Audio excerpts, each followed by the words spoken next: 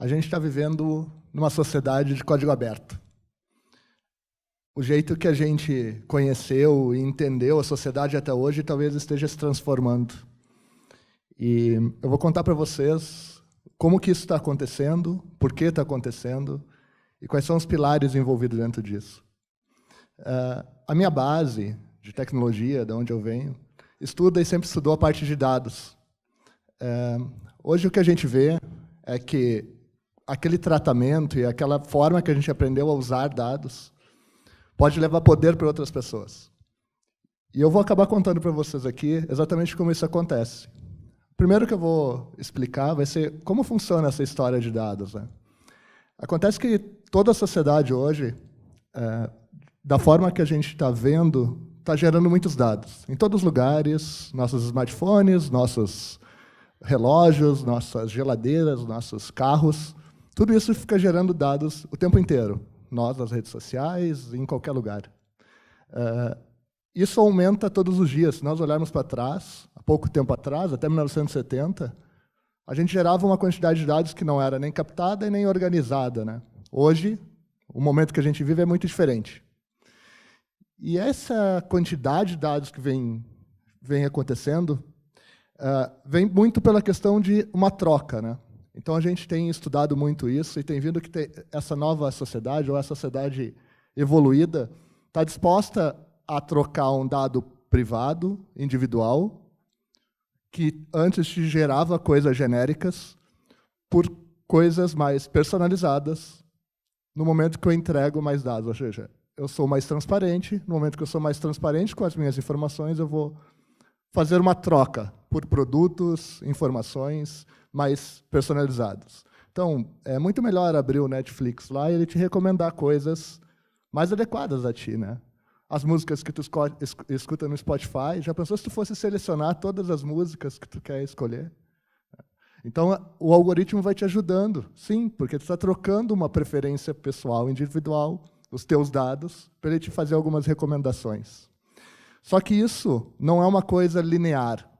Cada dado que a gente gera outros dados simultaneamente, outros padrões, outras coisas. Isso é o que a gente enxerga e entende como Big Data. Big Data, como conceito, é dividido em 3 pilares, tá? Velocidade, variedade e volume. Vocês podem ver que as linhas apontam para lugares diferentes aqui. E elas apontam para lugares diferentes exatamente por isso que ele não é linear.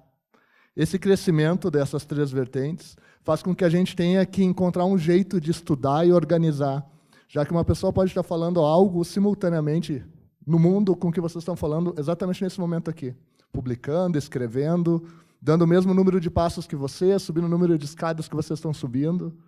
Todos esses dados estão em algum lugar registrados, né? Quando a gente pensa no Big Data social, é exatamente isso, tá? Vocês como sociedade, a gente como sociedade, está o tempo todo gerando e deixando rastros em algum lugar, tá? Em qualquer lugar que seja. Quando a gente organiza essa informação e bota tudo dentro do mesmo pacote, o que acontece é que a gente começa a fazer algumas descobertas. E essas descobertas hoje podem ser feitas em tempo real, quase como um monitoramento da sociedade em tempo real de verdade.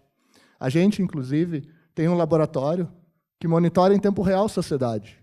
Um laboratório de Big Data social que fica coletando todos os dados de comportamento, não olhando para produto, não olhando para marca, olhando para hábito, preferência, gostos, tudo que as pessoas estão fazendo no dia a dia. E a gente fica coletando essa informação para entender um pouco melhor essa sociedade de código aberto. Tá? Como é que a gente faz isso? A gente bota uma camada de ciência. Ou seja, a gente estuda a sociedade em cima não da nossa percepção, e sim de dados qualificados, organizados e transformados em coisas visuais. Existe um estudo, um conceito chamado Sabedoria das Multidões, inclusive existe um livro com esse nome, que diz o seguinte: se eu tiver muita diversidade de opiniões, isso for descentralizado e independente, ou tiver independência dessa informação, na hora que eu agrego tudo isso, eu chego a padrões de comportamento que eu vou conseguir entender a sociedade de uma forma mais exata. E, por esse motivo, hoje a gente pode decodificar a sociedade efetivamente. Ou seja, recolho dados, e a partir desses dados recolhidos eu começo a fazer uma decodificação de comportamento. Isso tem um processo, pega o dado, organiza, qualifica, e depois começa a descobrir um código aberto social. Esse código aberto é como se fosse um DNA, tá? Onde eu tenho padrões de gostos, do que a pessoa gosta, onde ela vive, do que ela vive, como ela se veste, que trabalho ela está.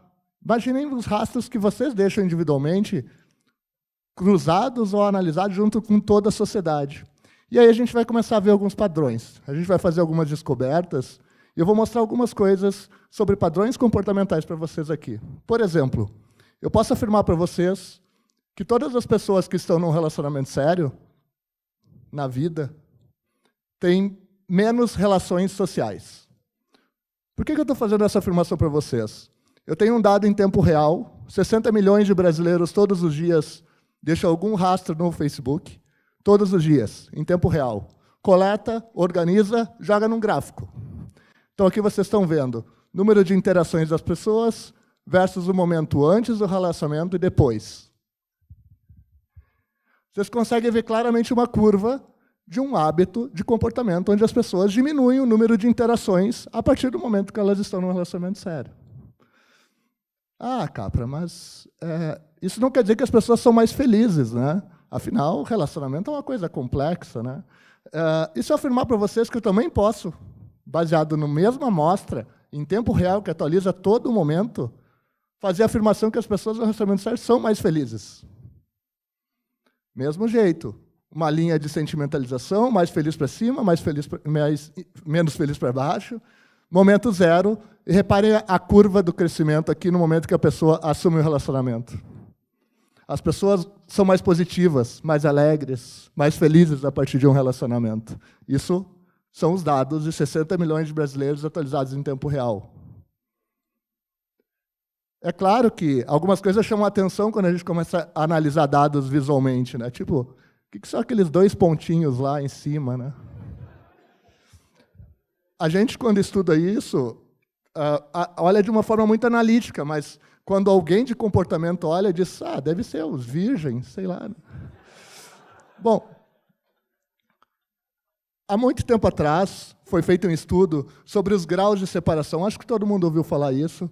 Hoje a gente está num momento de sociedade com novas plataformas, novas conexões, que quando a gente falava de 6,4 graus de separação da sociedade, hoje isso diminuiu. Hoje a gente está em 3,5 graus de separação de qualquer pessoa no mundo. O mais legal é que antes eu não tinha como fazer um teste disso. Hoje eu posso testar. Eu posso fazer uma média e, ao mais do que entender que a média é de 3,57, eu posso ir lá e fazer um teste comigo e com o meu time, por exemplo. Então eu consigo lá ver, eu tenho 3,03 distância de qualquer pessoa do mundo. Está aí os dados. Vocês podem fazer esse teste. Isso é uma informação aberta. A sociedade está gerando dados, mas também pode ter um resultado disso, né? Vamos pensar em um hábito simples. Ouvir músicas dos Beatles.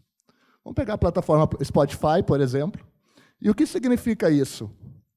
Se eu pegar lá o que as pessoas escutam de música, Beatles especificamente, eu vou fazer algumas descobertas. Tá bom, 18 a 24 anos são 25% das pessoas, 35 a 44 anos, 16% das pessoas, e 55 anos mais são 11% das pessoas. Até aqui não tem nenhum padrão. Eu consigo ver um cruzamento de dados, mas não um padrão. E se eu botar o que essas pessoas escutam de música? Reparem e encontrem uma música igual aqui dentro dos grupos. 17 menos, 30, 34, 55 mais. Vocês não vão encontrar. E eu vou fazer mais uma afirmação para vocês em cima dos dados, que é o seguinte. Se vocês olharem os grupos do meio, entre 17 e 30 anos, e entre 34 e 55, vocês vão ver as músicas se intercalando. Aqui a música que o grupo mais escuta, a última que menos escuta, obviamente. Isso, na prática, significa que a gente tem hábitos que se repetem dentro da sociedade. Tem pessoas exatamente com os mesmos comportamentos, características e hábitos do que a gente. E que, no final, quando isso é organizado, a gente repara e descobre padrões, do tipo, quantas pessoas riem na internet hoje, né? E que tipo de risada usam? Então, vamos lá. 15% das pessoas riem, 9 milhões dos brasileiros, todos os dias na internet, usando 4 tipos de risada. Ha-ha-ha, o ré-ré-ré, o emoji e o lol lá. Todos os dias, tá, gente? Como é que eu coleto isso? Uma ferramenta fica coletando em tempo real o que as pessoas estão usando. Coletei essa informação, vou organizar ela. Mais pessoas usam ha-ha-ha, depois usam emoji, depois usam re-re-re. Legal. Que idade são dessas pessoas? Que idade essas pessoas têm? As pessoas mais novas usam o emoji, depois o ha-ha-ha, depois o re-re-re e depois o lol. Vocês podem ver a evolução de idade. Se vocês não encontraram alguma risada que vocês usam, e vou citar 2 delas, o RS, RS, RS e o KKK, eu tenho uma má notícia para vocês. Elas são usadas por pessoas mais velhas. É por isso que não aparece no nosso gráfico. Aqui mulheres e homens, então mulheres usam mais emojis, homens usam mais o ha-ha-ha. Vocês viram que quando eu fui mostrando para vocês os gráficos, visualmente, ajudou vocês a entender isso. Então, a informação, quando tem alto alcance contextual e alta execução visual, ela se torna sexy e atrai vocês. Se ela não tem uma execução visual legal, ela é útil. Mas não necessariamente vai ser sexy, né? Se ela tem alta execução visual, mas baixo alcance contextual, ela vai ser só arte. E se não tiver nenhum dos dois, é inútil. Dito isso, vamos entender que não é só a gente que tem acesso à informação. Eu estou usando dados sociais públicos. E se a gente pegasse e distribuísse isso para a sociedade? E se a gente pegasse todos esses dados que a gente mesmo deixa, coletasse, organizasse e transformasse isso num local aberto para se ver? Talvez a gente estivesse gerando poder, né? A construção de poder passa exatamente por isso, tá? Qualquer pessoa, para ter uma informação diferenciada ou um tipo de conhecimento diferenciado, precisa ter capacidade de organizar dados suficientes, estruturar eles e transformar em informação. Quanto mais em cima tu tiver da pirâmide de construção de conhecimento e sabedoria, maior vai ser o valor do dado. Não adianta ter muitos dados. Provavelmente tu não vai ter muito valor por isso. Tu precisa ter uma capacidade de organizar, qualificar e transformar isso. Só a transformação do dado em algo conectado, simples e fácil de consumo vai fazer com que isso tenha mais valor. O momento que a gente está vivendo é de empoderamento social, graças aos próprios dados que a gente gera. Tá? Então, quando a gente pensa isso, o que eu estou mostrando para vocês hoje é que dados, quando transformados em ciência, viram um tipo de inteligência visual que vai devolver poder para a sociedade de alguma forma, seja em forma de conhecimento ou em forma de conexões. Né? E a gente, nesse momento, chega num momento que a gente está na hora de distribuir esse poder. Né? Por que isso vai ficar na mão de poucos? Né? Então, a gente hoje tem, no meio do gráfico, um verdadeiro playground, que são dashboards, sistemas de informação em tempo real, que nos ajudam a entender negócios e, muito em breve, vão nos ajudar a entender pessoas. Então, o empoderamento acontece cada vez que a gente tem mais abertura e transparência por parte dos dados. Até que a gente vai ter uma cultura e visão analítica maior sobre as coisas. A gente vai aprender a usar isso. Então, a minha provocação hoje, e a mensagem que eu queria deixar aqui, é que a gente vai viver num futuro e num mundo cada vez mais analítico. Cada vez mais a gente vai ver informações, cada vez mais a gente vai ver dados organizados, qualificados. E num futuro cada vez mais analítico, por que a gente não pode ter espaços abertos para a própria sociedade ver dados, analisar e entender o valor individual para cada pessoa? O laboratório que eu mostrei para vocês lá no início, ele é um laboratório aberto. Qualquer pessoa pode ir lá e ver comportamento em tempo real.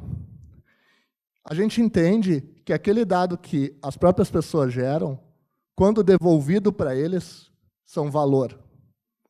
Então, o nosso papel como cientistas de dados, como pessoas de dados, coleta a informação, beleza, organiza, qualifica, mas entrega para alguém que vai usar aquilo de uma forma melhor, que vai transformar aquilo para o bem, para mudar uma sociedade, quem sabe o mundo, né? Obrigado.